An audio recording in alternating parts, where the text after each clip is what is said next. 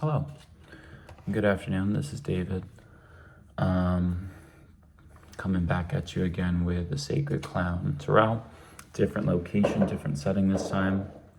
I'm at my work, my barbershop. Every once in a while I'll get some downtime.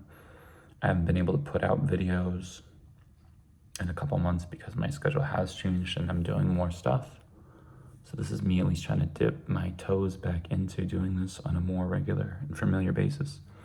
I left off with Virgo, so that's what we're going to do today for Virgo. All right, I only have my Rider-Waite Tarot. I don't have my Oracle cards, so this will be a little bit more simplified. A message, not as in-depth, but still a check-in, seeing how we're doing. If you like my vibe, I think you'll still appreciate it. Anyway, so we're going to draw some cards. I already shuffled them, but I am going to pull them out right now, okay? I'm drawing 5 cards from the Rider-Waite, and we'll dive into the message for Virgo today.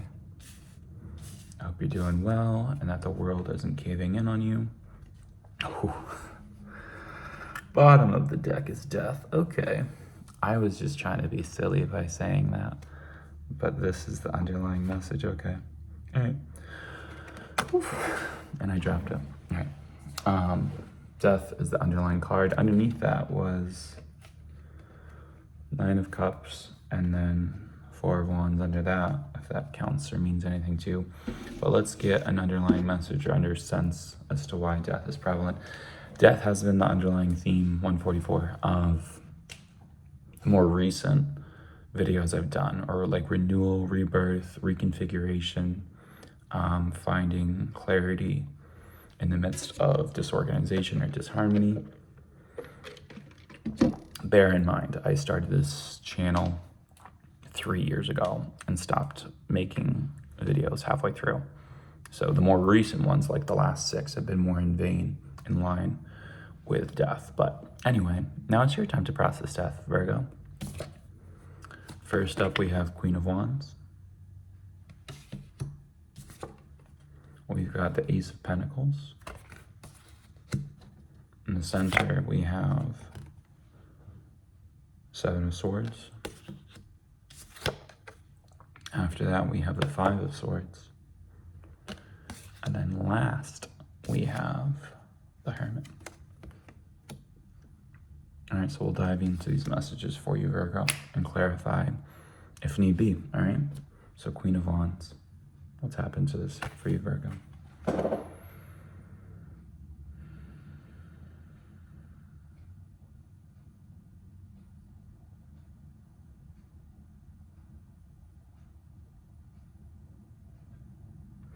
This is excitement.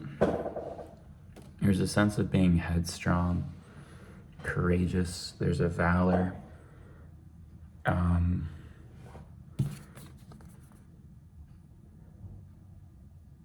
I sense anticipation, confidence in yourself, but perhaps not the situation that you're in or that you're looking at. Sitting in your power with conviction, but kind of looking off to the side, almost questionably, almost as if something has like made a ruckus in your vicinity, in your periphery. And now you're trying to see it, address it there. So that's a little bit better lighting there. All right. Aware of psychic phenomenon and intuition with the black cat down below. And you're kind of peering off. You hold the sunflower in your hands.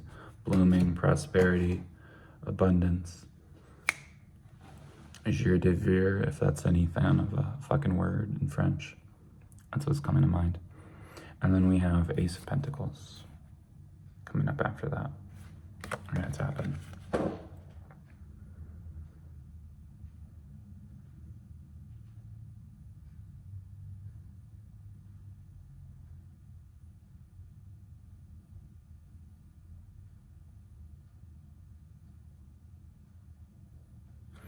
So this is opportunity coming in, prosperity, and with how it shapes out, right? So it goes this one, then this one. So you as the queen in this context are looking at this opportunity. I don't know if this is something you are extending out or something that's coming to you. My intuition tells me it's coming to you. An opportunity. for greener pastures, but you're looking at it with questioning eyes. You're not sold on it. Otherwise, you'd have like two hands ready to receive it. You're a little bit more questionable, as you're comfortable with where you sit. But this comes in, you don't know if it's divinity itself or the devil. That's how promising it is. You're only used to opportunities like this being underhanded, misaligned, or perhaps too good to be true. But this is something coming in, presenting itself, and you're kind of just being patient, feeling it out, getting a sense of what it is, but it feels blissful, it feels glowing. You can't help but notice the hands trying to let you see. So see how there's white glimmer around the hand. But depending on the angle, you wouldn't be able to discern it. It's only in the clear light that you can see that that hand is actually glimmering, shimmering. So there's divinity in the offer, but it depends on how you look at it.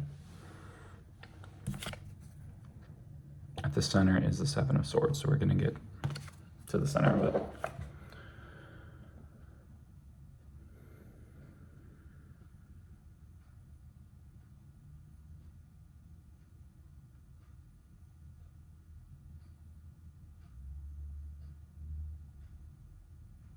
You're anxious for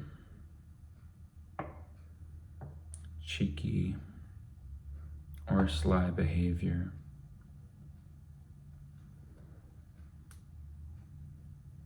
I can see this going like two ways. I can see this as you feel as if people have potentially robbed you in the past, and that makes you a little bit more questioning of this opportunity.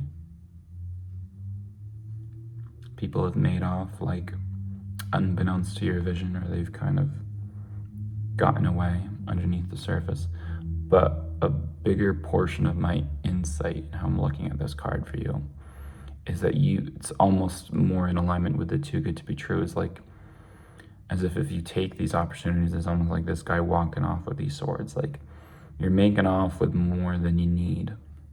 And you're kind of looking around to be like, people seeing me do this, and people seeing me pull this off, and you're kind of almost giddy about the prospect of it, almost of being seen, but being worried about being seen at the same time. Like you want to be seen getting away with something, but what are the repercussions? But if it's divinely orchestrated, are there any repercussions? And that's what you have in your mind's eye. You've never received an opportunity from divinity itself before, so you don't know if you can be comfortable in the giddiness of walking off with such a bounty, so to speak. That's what the center of it is. So these are intertwined, these two cards for you. But the energy behind this is yellow for me, which is bright, it's exuberant, it's fun, it's playful. So you can see that gold coin, the pentacle, as the same yellow that surrounds that gentleman that's running off with the sword, so to speak. I'm going to move over to the Five of Swords, interpret this for you. All right, we're going to feel into this.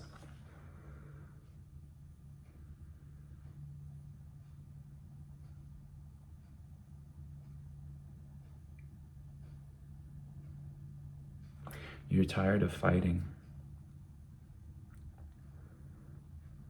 I think it's all connected, obviously, because it's all one reading, right? But I think in a way, the energy you hold is in relation to the guy holding on the swords. And so seeing this picture, there's 5 swords, obviously, because it wouldn't be the 5 swords if there weren't 5 swords featured, right? So he's kind of victorious. You got 2 people walking off from battle.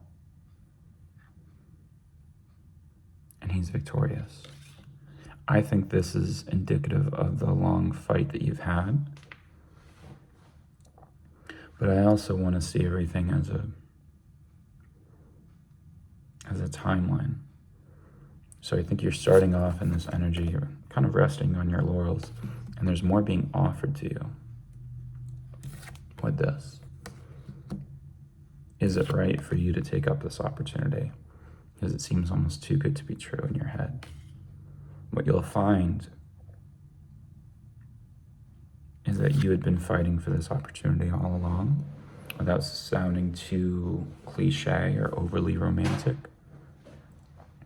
Now, this was due to you. That no fight, no swords waged against you could have ever taken this away from you, so to speak. And I think him in this picture, right, holding 5 swords and leaving the 2 behind, is indicative of the 5 swords that he finds now. And for me, swords, my interpretation, I assume that other readers interpret it the same, but it's thought, it's power, it's ideas. And it kind of gets with me to the point, and observing all this, is that you have your wits about you. Your knowledge, your understanding, your wisdom is strong.